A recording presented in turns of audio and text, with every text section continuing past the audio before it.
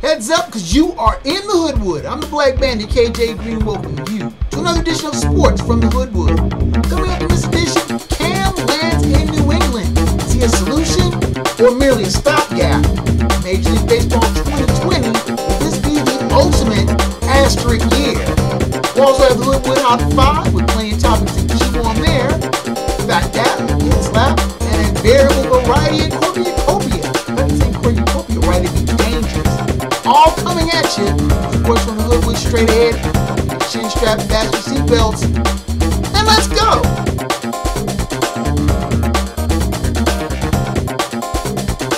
You're tuned in to Sports from the Hoodwood, the internet's foremost location for the most honest, unfiltered commentary and insight on the world of sports. Now, once again, here's Hoodwood's hometown hero, KJ Green. Greetings from the Hoodwood, where you may be wondering where Snuffy the Hoodwood Hound is. He's in hiding.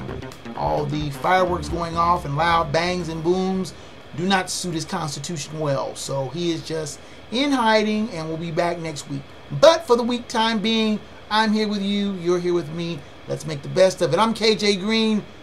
I don't want to call myself the mayor of Hoodwood because I don't like politics. So let's get into something that everybody can get into. Cam Newton. He lands in, of all places, New England. Now, this isn't the weirdest type of rotation that you may have had. You have Tom Brady going from New England to Tampa Bay, Jameis Winston going from Tampa Bay to New Orleans, Teddy Bridgewater going from New Orleans to Carolina, and Cam Newton going from Carolina to New England. So you didn't follow that 6 degrees of separation that far, did you? But Cam Newton will actually have a real shot at having the starting quarterback job under the austere tutelage of Bill Belichick. Will it work? Now you think about it. Bill Belichick has had one quarterback in New England in the last 20 years. He's had the marching of Tom Brady and been able to have skull sessions with him. Cam Newton's a free spirit. Cam Newton does what Cam Newton wants to do. Will this be a one-year stopgap? The Patriots play bad enough and be able to get into Trevor Lawrence sweepstakes? Something to think about. Or is he a real solution in New England? And can Bill Belichick go all in on Cam Newton, get deep in the playoffs, and maybe certify his coaching pedigree? Because a lot of people think the reason that Bill Belichick was good was because of Tom Brady. Now, of course, a lot of people say the same thing in Tampa Bay. The only reason Tom Brady was any good was because of Bill Belichick. That's a separate storyline. But Cam Newton has a lot to prove. A one-year deal, barely over the veteran minimum, and there are some critics to that deal. Most notably, 49ers cornerback Richard Sherman, an outspoken advocate for the players as if ever there was a title for one. He basically is saying that it is a crime and a shame that someone of Cam Newton's pedigree, MVP, taking a team to a Super Bowl, has had to basically go begging and borrowing to get an NFL job. Now you think about it. Cam Newton, Jameis Winston, Teddy Bridgewater, all three of them were starting quarterbacks in the NFL as recently as 2 years ago. But all three are either playing backup roles or trying to really scramble to get starting roles in a new venue. All of them are in different cities than the ones that they had starting jobs in. It's going to be pretty telling to see if any of these quarterbacks can rebound to the heights that they once had. And you think Jameis Winston threw for over 5,000 yards last year in Tampa Bay and couldn't keep a job. Teddy Bridgewater played for the Minnesota Vikings, and aside from a debilitating injury that nearly cost him his career, basically has been playing on the fringes the last 3 seasons. He's looking to catch on in Carolina, and I'm thinking he has a really good shot at getting the starting job. Cam Newton, we get back to him. It's hard to say.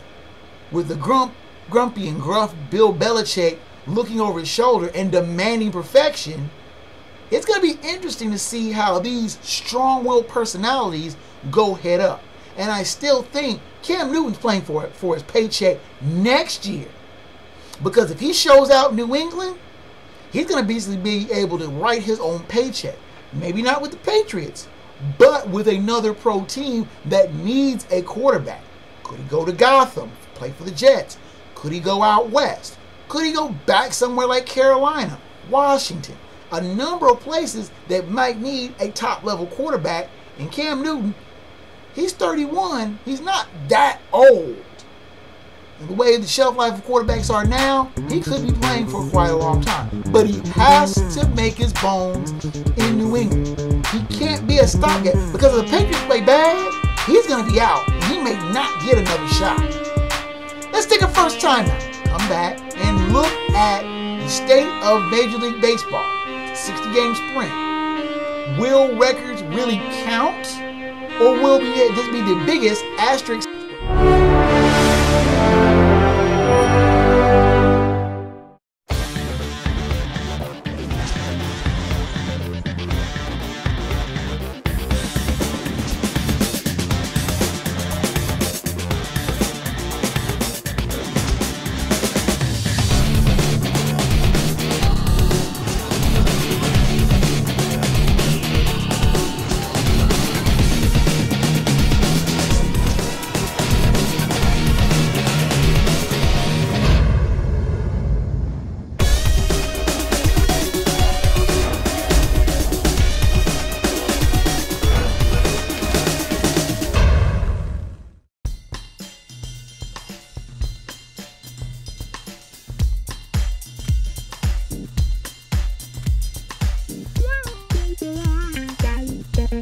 You're tuned into Sports from the Hoodwood, the internet's foremost location for no-nonsense commentary, insight, and opinions on the world of sports. Here now live in living color, black by popular demand. Your host, KJ Green. You are back in the Hoodwood. My name is KJ Green, and the music that you are hearing on the intros and exits are from the Hoodwood Hustle. I always keep doing that. Put the album cover upside down and then try to avoid the glare. Hoodwood Hustle is the music that you hear on the intros and outros. So if you want a copy, hit me up. KJ Green at blackbanditproductions.com, and I'll show you how to download a copy. It's good music. I wrote it. And so the house band, the Uptown Gang, should like it. Let's talk about Major League Baseball.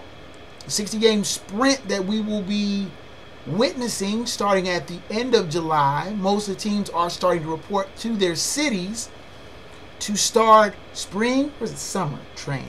I don't know.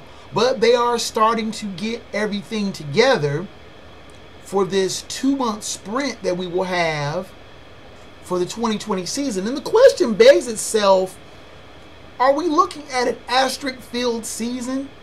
I mean, you look at some players that have had 60-game stretches that are just phenomenal, and you wonder, okay, if a player hits 400 this season, will people say that is the first 400 hitter since Ted Williams in 1941? Or will it have a big asterisk on it? Will the team that wins the World Series have a big asterisk on it? Now, the last time we had a strike or a strike-shortened season was 1995. The remnants of the 94th players' strike. Players went back to work in April and played 144 games. The number of games that were played in that season gave the batting title, the home run title, all the other titles or whatever you had, legitimacy. You didn't have any 20-game winners, though Greg Maddux had a phenomenal 1995 season going 19-2. He could have legitimately won 20 games. There was one 100-game winner. That was the Cleveland Indians. They had an absurd season in 1995. But now, you're not going to have a team win 100 games. You're not going to have a team win 60 games. That's going to take some time getting used to. But the question still begs itself. Nobody's going to hit 50 home runs. Maybe somebody hit 20. 20 home runs in 60 games is a lot. You wonder what the standard bearer is going to be for, or I should say standard bearer, the benchmark for a season this short. I mean, you're literally playing a third of the season. You're not even playing half of the season. I mean, even in 1981, when you had the strike season, split the season pretty much in half, most teams played anywhere from 109 to 115 games. Even though you still had some fracturedness about the Reds and the Cardinals having their division's best record, but not going to the playoffs because they didn't win either half. This year, you're going to have just a straight race, 60 games. And it's going to magnify pitching. It's going to magnify pitching rotations. It's going to magnify any losing streak more than 2 or 3 games. You have a 2 or 3 game losing streak in a normal season, no one thinks of it. A sweep, a 5-game win streak, that's going to put a team right in the thick of things. And you're going to have more teams jumbled together close. Because remember, you're not going to have a lot of travel. Teams are going to be playing pretty much in their region. Central playing Central, East playing East, West playing West, with a few interleague games sprinkled in. But you're not going to have the deadly West Coast road trip that usually will catch a team from the East. You won't have that East Coast road trip that always seems to paralyze a West Coast team. This is going to be an interesting sprint. But I get back to the question of the records. Nobody's going to hit, like I said, nobody's going to hit 20 home runs. My over-under on the league lead is probably going to be 19. No one's going to win. A 5-game winner is probably going to be tops in the league. 5 or 6 games. And you're going to see a lot more 4 and 5 out saves from relievers because managers are going to be more inclined to use pitchers a lot more because they don't have to quote unquote save their arm. This is going to be where you're going to see a lot of managers possibly burn out their bullpens in a short turnaround season. Also, one other point to consider, players that would have been shelved at the start of the season, Justin Verlander, Rich Hill, just to name a couple AL pitchers, Yoenis Cespedes, I can never pronounce that boy's name, Yoenis Cespedes, and Nick Senzel of the Mets and Reds respectively, would have been missing serious time at the beginning of the season had the season started on time. Now they're going to be ready to go. Now you are going to have still players that are already out that you're not going to get back. Chris Sale of the Red Sox, Noah Syndergaard of the Mets, Chris Archer. All of them had major season-ending surgeries and are out for the season. They're not going to come back. Short sprinter, no, they're just out. Players like Aaron Judge, Giancarlo Stanton, Aaron Hicks, they look like they're going to miss the beginning of the season. Had the season started in March. But now they should be ready to go with the season starting in July. It's going to be interesting numbers to see at the very least. Let's take another timeout. Come back with Hoodwood Hot 5 as well as Phat Dap, Head Slap, and a final word from the Wood. Sports from the Hoodwood continues after this. Hi everyone, I'm KJ Green. If you're looking to reach a broad audience for your advertising dollar, look no further than where you are right now. You can advertise right here in the Hoodwood. If you need spots created as well, Black Bandit Productions Enterprises can create commercial content that drives sales and gets results. You can send your inquiries to ads at blackbanditproductions.com. Black Bandit Productions and Enterprises. Sounds, ideas, and images of the 21st century.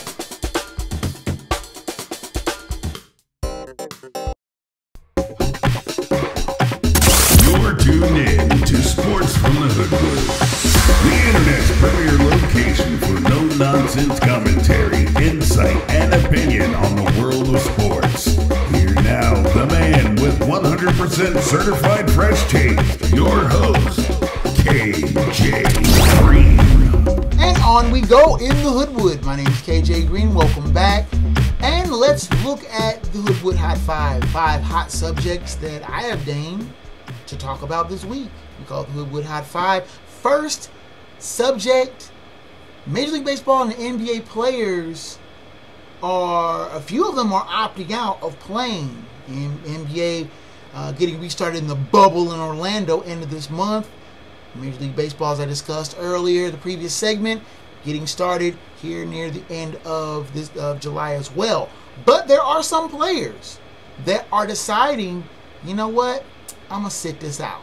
Some of them, like Mike Leake of the Arizona Diamondbacks, Ryan Zimmerman of the defending World Series champion Nationals, Ian Desmond of the Rockies, have cited family concerns, high-risk family members, that they do not want to take any chances of possibly getting the coronavirus, and have decided to sit out the season without pay, and which is their right. And I don't, if you have concern for your family, by all means, I understand sitting out. There are NBA players who have said as well that they're going to sit this out. Trevor Ariza, notable for saying that he's not going to play this when they restart the NBA season. Dwight Howard has been very vocal of saying that he may not play either. But I suspect him going back to Orlando is something he probably doesn't want to do. But that's just my speculation. Is this going to be a trend? This is something to keep an eye on if more and more players are sitting out this season for health fears. And speaking of the bubble, will it work? I mean, you're going to keep these players cooped up for up to 6 to 8 weeks to finish out the season, play the playoffs, and you're going to wonder if these players are going to go stir crazy. Now, I said a couple of weeks ago, feel sorry for the players that are going to be, living in a hotel and playing basketball. But it's going to be really weird for them to just see themselves, their teammates, and not have any kind of interaction with fans, with anybody other than the people in the bubble. You wonder who's going to go stir crazy first. And what team, and I'm not going to put any asterisk by the team that wins the NBA title here, because they will have earned it. Tim Duncan made the Hall of Fame. First ballot. I think he deserves it. But there's a growing sentiment out there that people are saying Tim Duncan wasn't a first ballot Hall of Famer. What are you smoking? Now, I'm not a Spurs fan. Far from it. I couldn't stand the Spurs. Really couldn't stand Tim Duncan, but I respected his play. Bad man. A model of consistency. Someone that you knew every night, dependable, always putting up the good points, always playing good defense, always a force on the boards. Never smiled, never showed any emotion. Tim Duncan, you had 25 points, 12 rebounds, and 5 blocks. I think I played good. I mean, that's basically the way he was. Mr. Plastic, Mr. Vanilla, never said that much. But his numbers, his play on the court, that's all that mattered. And he was a bad man on the court. Getting the Spurs, handing every one of the Spurs' NBA titles. All 5 of them. Is he a first ballot Hall of Famer? Without question. And those that have said it, Kendrick Perkins, I'm talking to you, need to shut their mouth and give dap to one of our generation's foremost players. Now I got the follow-up from a Phat Dap I had from a couple of weeks ago. Maya Moore, the all-star forward for the Minnesota Lynx, had decided to step away from the game in February 2019. And I detailed her fight for Jonathan Irons, a person she felt that was wrongly convicted of assault and robbery in 1998. Jonathan Irons was released from prison on Wednesday. The appeals from the state went nowhere. The Supreme Court refused to hear the case after a judge had vacated his 1998 conviction on a number of technicalities. The state had no recourse to try to retry him, and the lead prosecutor had declined to voice in the same. I don't have a real problem with the song. It's a nice song. But I have a problem with people saying, oh, that's the black national anthem. There's only one national anthem of the U.S. Now, I am a supporter of Black Lives Matter to a point. Now, as a black man, I'm always advocating justice for people like George Floyd, Breonna Taylor, And I feel that the movement, it shouldn't be just a news headline type of thing. That it should be something that is worked into the consciousness and the fabric of American society today. That being said, I don't think there should be so many concessions. Things, oh, we got to make this right. We're going to do this. Because then it sounds trite. Then it sounds like someone's just doing it as tokenism. And I don't want that. Me personally, I think the national anthem should be America the Beautiful. Have you ever heard Ray Charles's version of America the Beautiful? Without sounding goofy and condescending, it's beautiful. I always thought that should be the national anthem. But that's my personal opinion. That's what the Hoodwood's about. My personal opinion. Let's take a timeout, our final timeout of the day, and come back with Phat Dap, Head Slap, as well as the final word from the Hood. Sports from the Hoodwood heads down the home stretch after this.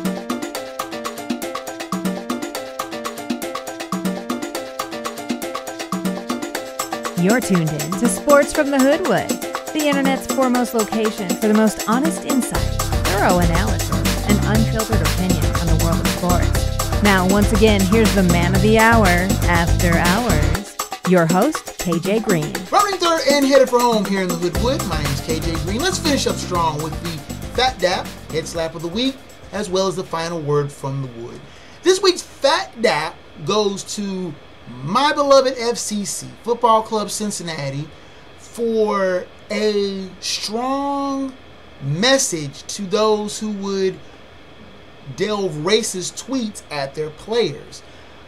They banned a quote-unquote, and I'll use this with heavy sarcasm, fan who replied to a tweet by a FCC soccer player about their now deposed coach, that basically they used some very, very nasty, and I will not repeat what the tweet said, but it was racially motivated. FCC took swift action by banning this quote-unquote fan from any games that they will play in Cincinnati at their current stadium, Nippert Stadium, or their future stadium, the West End Stadium, for life. I give Phat Dap to FCC for taking such a strong pointed stand. Ain't nobody got time for that. And FCC is trying to be out front and be inclusive. They spoke out earlier. I'm not all for the whole Black National Anthem thing, and Black Lives Matter. Again, I say to a point. The purpose is clear there. But racially motivated tweets directed at players have no place. And FCC was on point to find this player, move them out, and get them out of that kind of poisonous atmosphere. It has no place in soccer, and especially FCC making that point. Bravo to FCC Cincinnati for making that point and driving it home. The head slap of the week goes to Jeremiah Braswell. I I read this. It happened last Saturday where Jeremiah Braswell apparently drove his car into Lake Erie. He was on the shoreline in northern Ohio in Put-in Bay, which is a popular tourist spot in the summer. Very beautiful spot in Ohio. If you ever have the means or the opportunity, I highly suggest you go there. But Jeremiah Braswell was over the legal limit and ended up intoxicated and drove his car off of, I guess, an outcropping, and his car landed in Lake Erie. He was then tested and failed a sobriety test. The former Youngstown State standout, who had been signed by the Arizona Cardinals as a free agent, flunked his drug test. I'm sorry, he didn't flunk the drug test. The former Youngstown State standout failed a sobriety test and was subsequently arrested. The Arizona Cardinals, upon learning of this, were not amused. They cut Braswell on the spot. Head slap to Jeremiah Braswell for throwing it all away. He had a dream that so many players had of getting signed by an NFL team and throw it away by driving a car in the lake. What were you thinking? And now, without much further ado or delay, let's go to the final word from the wood. Washington has always had a love affair with its football team. A team that has been in the nation's capital since 1937. Now, that team, based in Washington, has a nickname that is not said here in the Hoodwood. Now, I've done my NFL previews and picks for the last 4 years in this forum. I have not, and I will not, say that team's name, except for this one time. They're known as the Washington Redskins, a name I find offensive. A skin is not a nickname. Redskins is the name that was created by George Preston Marshall, an avowed racist. Washington did not have a player of color on its team until it was more or less forced to have a player of color on its team. They did draft Ernie Davis and then subsequently traded him to the Cleveland Browns for one Bobby Mitchell. Now, Bobby Mitchell became a star in his own right in Washington and was basically the first person of color to play on the nation's capital's team. I find it ironic that Washington does have a very, very strong core of people of color as their fan base. Washington is a city that is more or less heavily based of people of color. But the team in Washington now has a different owner. Of course, George Preston Marshall has been long since dead, 50 years. Daniel Snyder, the owner of the Washington football squad since the late 20th century. It's about 1999. He has steadfastly maintained that Washington's football team will not change its nickname. But now, pressure has come to bear to Mr. Snyder. Heavy investors in the team, FedEx, PepsiCo, have brought pressure on Washington to change their name, to change their nickname from the name that is offensive to so many people, and a name that I very rarely repeat and will not say in my football previews. Snyder has resisted to this point, but could it be money, the almighty dollar, that finally brings him to his knees? Or the fact that he wants to build a new stadium at the old site of RFK Stadium, where so many great Washington teams won so many big games, but have not played there since 1996. For the Washington football team to play in this venue,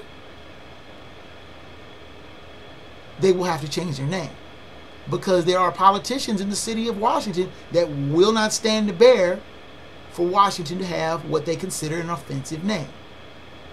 Washington right now currently plays in Landover, Maryland, about 30 minutes east of town, and have done so at FedEx Field since 1997. But if they want to come back into the city of Washington, they're going to have to change their name. And I think it's way past time for them to do it. Why can't Washington's football team be known as the Washington Warriors? Hail to the Warriors. Warriors on the warpath. Fight for old DC. There's nothing wrong with being called Warriors. There's a team in Oakland, so now San Francisco, the Golden State Warriors. I have no problem with a Warriors nickname. To be a Warrior does not necessarily mean any kind of Native American connotation. One can be a warrior and still have a semblance of toughness, of fierceness, and not be branded as a racial title. I would be happy to say the Washington Warriors beat the Dallas Cowboys 26-13 last week. Have no problem with that. It's high time that Daniel Snyder get with the times and not look like his predecessor, George Preston Marshall. He should be looking at forethought and being progressive and thinking of something other than his own ego. And that is the final word from the wood.